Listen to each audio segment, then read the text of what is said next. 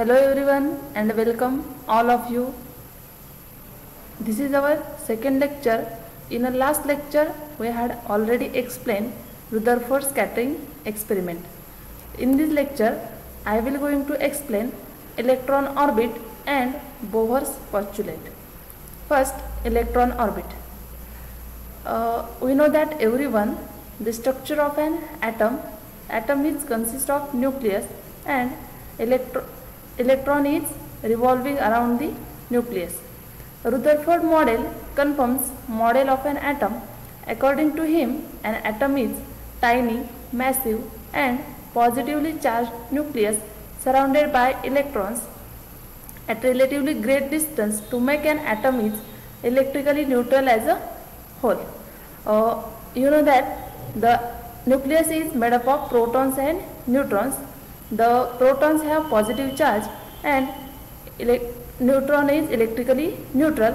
That's why the atom is electrically neutral as a whole. Consider in case of simple hydrogen atom for a single electron. In this case, the centripetal force required for rotations is provided by the electrostatic force of attraction between the positively charged nucleus and the negatively charged electrons.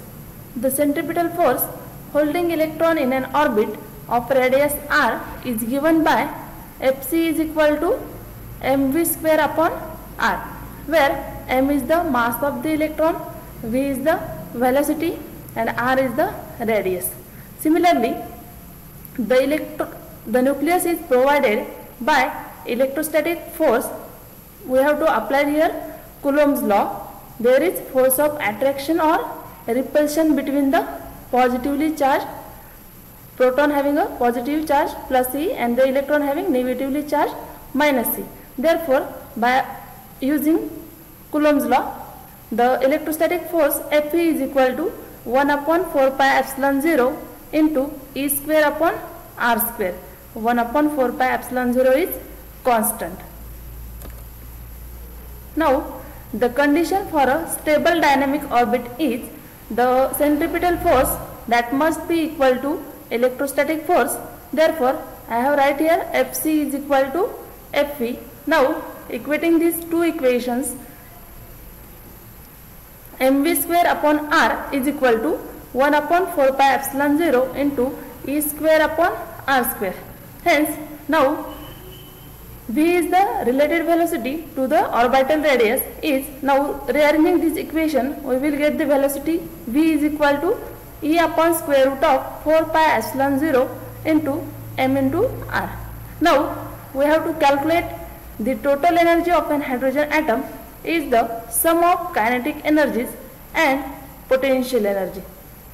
You know that kinetic energy that must be equal to 1/2 mv square and potential energy is equal to minus E square upon 4 pi epsilon 0 r. Potential energy is negative. Therefore, the total energy is equal to kinetic energy plus potential energy. Therefore, E is equal to 1/2 mv square minus E square upon 4 pi epsilon 0 r. Now, substitute the value of V from the equation of kinetic energy and we will get the value of total energy of an hydrogen atom. Therefore, E is equal to E square upon 4 pi epsilon 0 r minus E square upon 4 pi epsilon 0 r. Therefore, the total energy of an hydrogen atom is E is equal to minus E square upon 8 pi epsilon 0 r. Hence, this equation shows that the total energy of an hydrogen atom is negative. This holds true for every atomic electron and reflects the fact that it is bound that to the nucleus. If E is greater than 0, an electron would not follow a closed orbit around the nucleus. Now, I have going to explain the new topic, Bohr atom. This Bohr's theory is very important because it eliminates the very important drawbacks of Rutherford atomic model. According to Rutherford, there is Rutherford does not explain the distribution of electrons, but Bohr eliminate these drawbacks of Rutherford model. Bohr distribute the electrons in various shells or subshells. Now, the hydrogen atom theory proposed by Niels Bohr in 1913 marked the beginning of new era in atomic structure and spectroscopy. And Bohr's theory also provided the satisfactory explanation for the Balmer series, Lyman, Paschen and Brackett series of an hydrogen atom and the Pickering series of ionized helium atom. Bohr modified the Rutherford's model by using the Planck's quantum theory of radiation. According to this theory, energy is radiated or absorbed in a whole multiples of an elementary quantum of energy that must be equal to E is equal to h nu, where nu is the frequency of emitted or absorbed radiation and h is Planck's constant and having value is 6.634 into 10 raised to minus 34 joule second. Now we have to discuss here Bohr's theory based on following three postulates. Now the first postulate is that Bohr's first assumption was that an electron revolves in certain allowed circular orbits about the nucleus under the action of an Coulomb's force.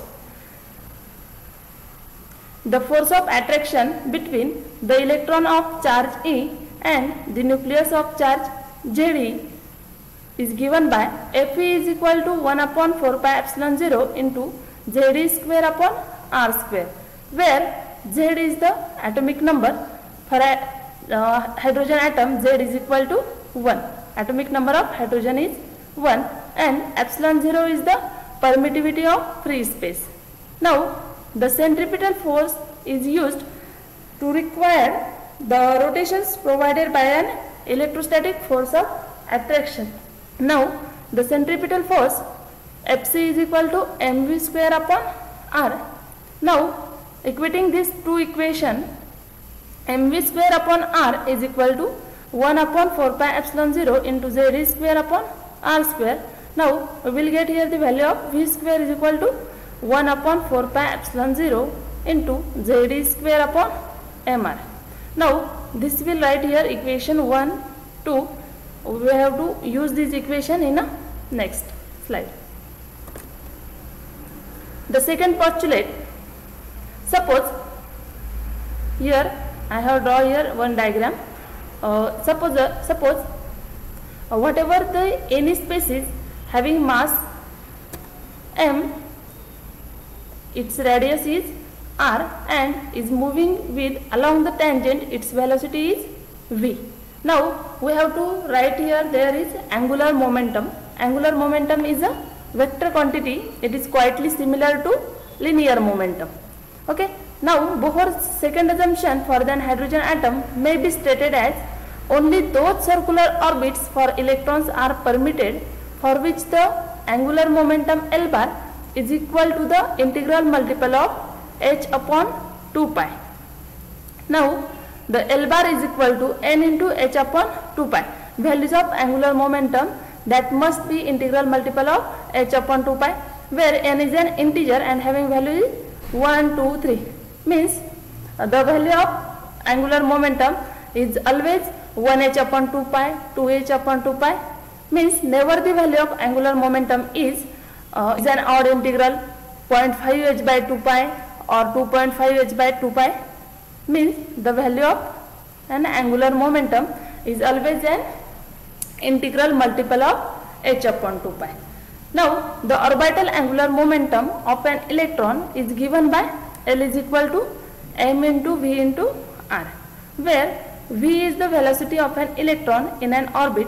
Equating these two equations, mvr is equal to n into h upon 2 pi. This will get the equations of second postulate. Now I will go into discuss here Bohr's third postulate. Now here from this figure, this is the electron orbit. This is the n is equal to 1, n is equal to 2 and n is equal to 3, the orbit number, and here the photon having energy is h nu.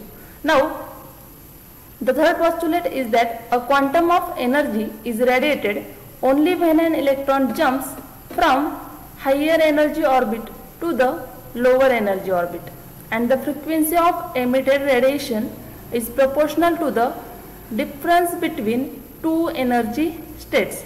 Means the difference between the higher energy orbit to the lower energy orbit. Suppose n is equal to 1 having energy E1 and n is equal to 2 having energy E2, means the energy difference between E2 minus E1, this energy that must be equal to the one photon having energy h nu. Now E1 and E2 are the initial and final states of energy, means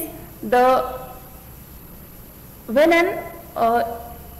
the electron orbits having energy does not change when we have to add or remove the energy.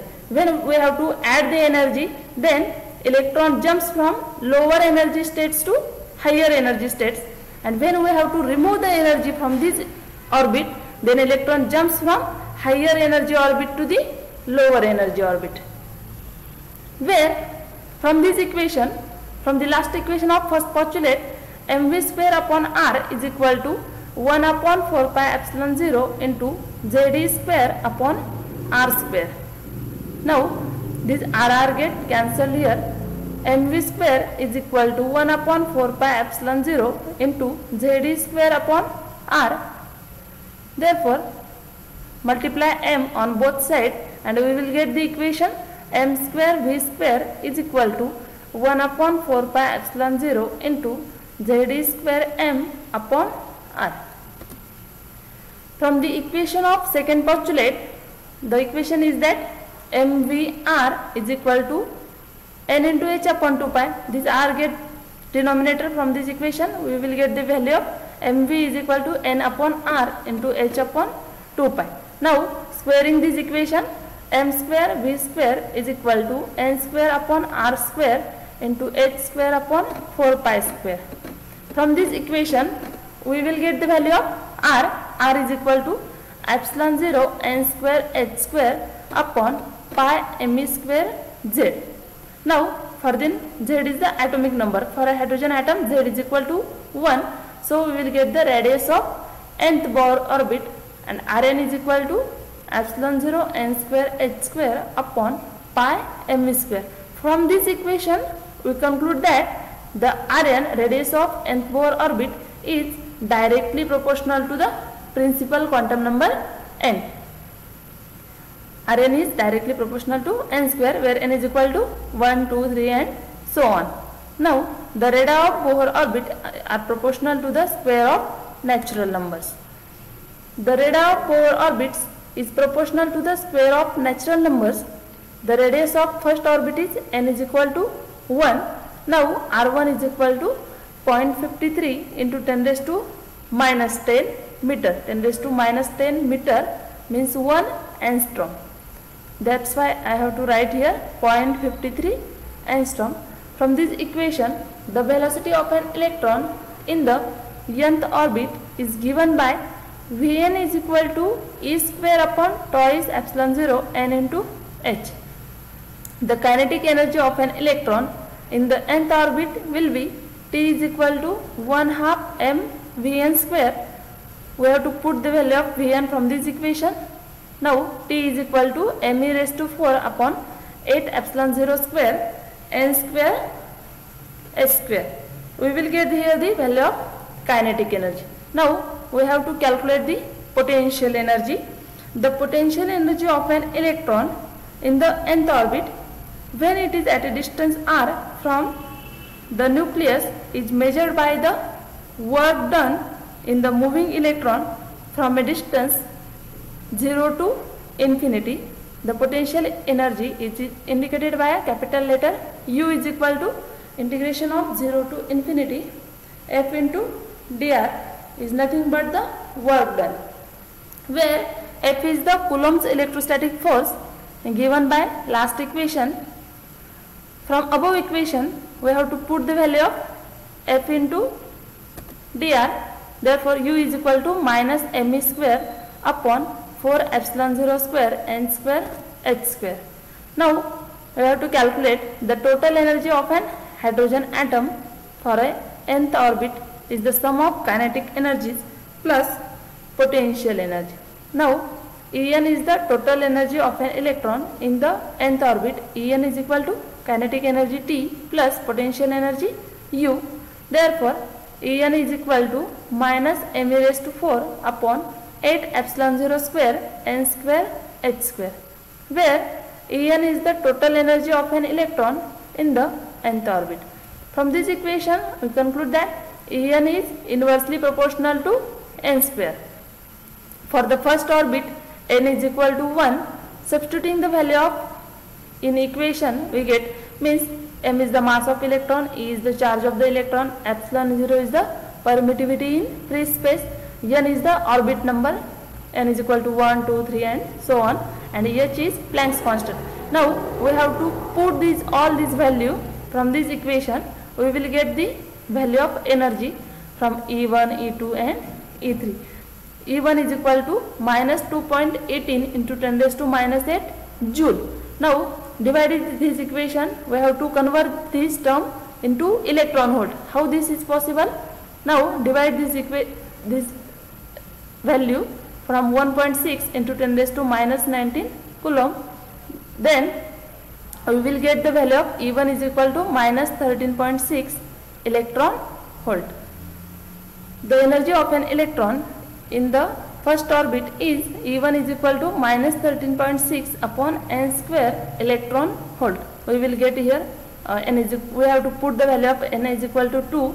We will get the value of E2. This equation indicates that the total energy of an electron increases as it goes away from the nucleus.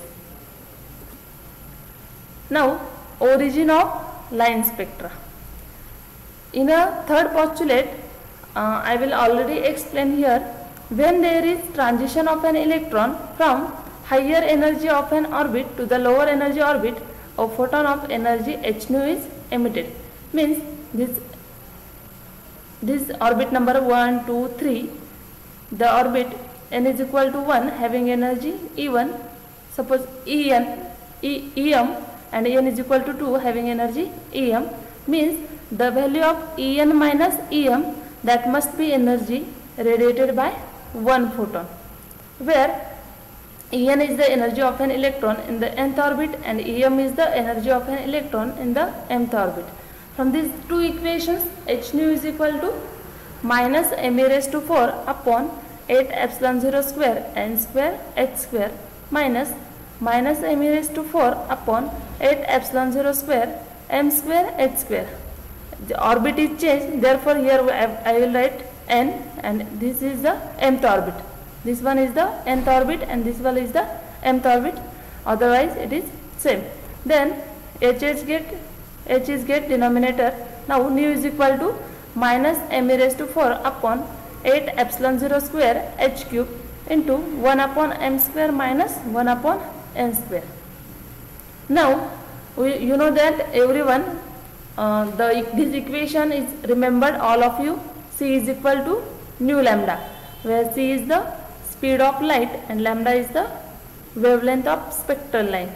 Now C is equal to nu lambda. From this equation, 1 upon lambda is equal to minus me raised to 4 upon 8 epsilon 0 square ch cube into 1 upon m square minus 1 upon n square. The quantity C upon lambda is equal to nu bar and it is called as the wave number. Therefore, nu bar is equal to R into 1 upon m square minus 1 upon n square. R is the Rydberg constant and having value is me raised to 4 upon 8 epsilon 0 square ch cube. Now we will get the value of R is equal to 1.097 into 10 raised to 7 per meter. Okay. Thank you.